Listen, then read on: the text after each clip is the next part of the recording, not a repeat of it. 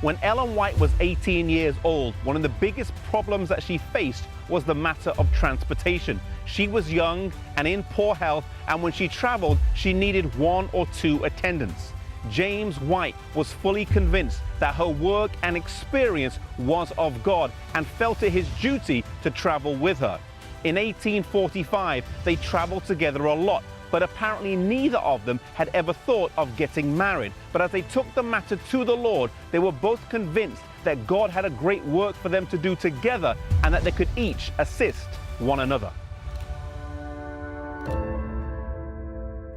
Thus, on Sunday, August the 30th, 1846, James Springer White and Ellen Gould Harmon stood before Charles Harding, Justice of the Peace in Portland, Maine, and were married.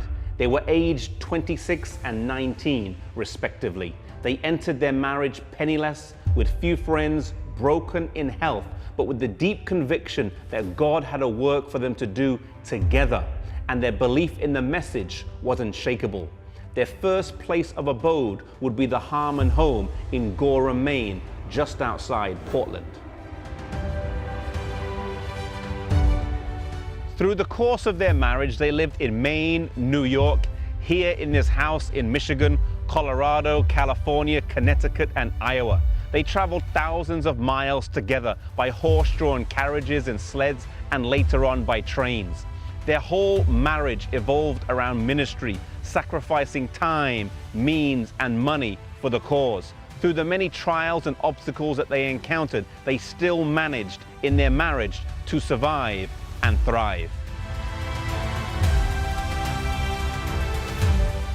The chances of divorce increase greatly when one or a combination of the following factors are present: financial issues, poverty, losing a child, when one of the partners suffers a serious illness, when one gets a promotion, especially the woman, and adultery.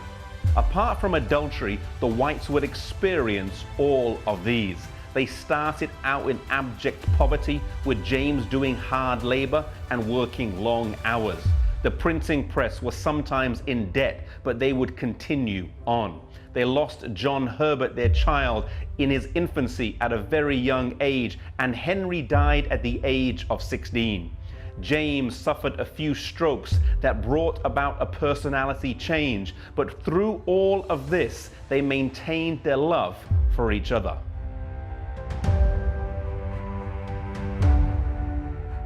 Despite having all these factors that would have raised the likelihood of divorce, they pulled through. Sometimes Ellen doesn't know what is going on, and yet the letters between the two of them reveal a side to their marriage that is often not seen. They are filled with lots of tender love phrases and show that they were convicted that they should be together. James was extremely driven and prone to overwork, and Ellen herself persevered through some very hard times, and yet the union of these two will go on to have an impact that will be seen only in eternity. They had some marriage challenges as well, but they did not just exist unhappily together.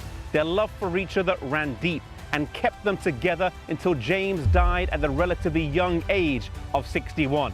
He died early due to overwork, literally working himself to an early grave.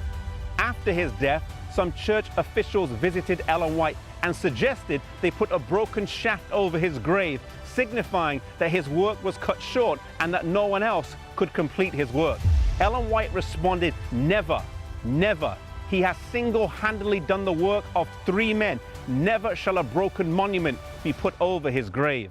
Her affection for him ran deep, and she ensured that even in his death, his legacy would be remembered well.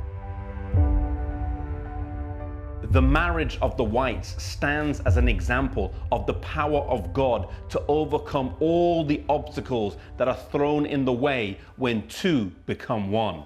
If you are facing challenges in your relationships or marriage, then know that God is powerful and able to rescue the most helpless of cases and bring joy amidst sorrow.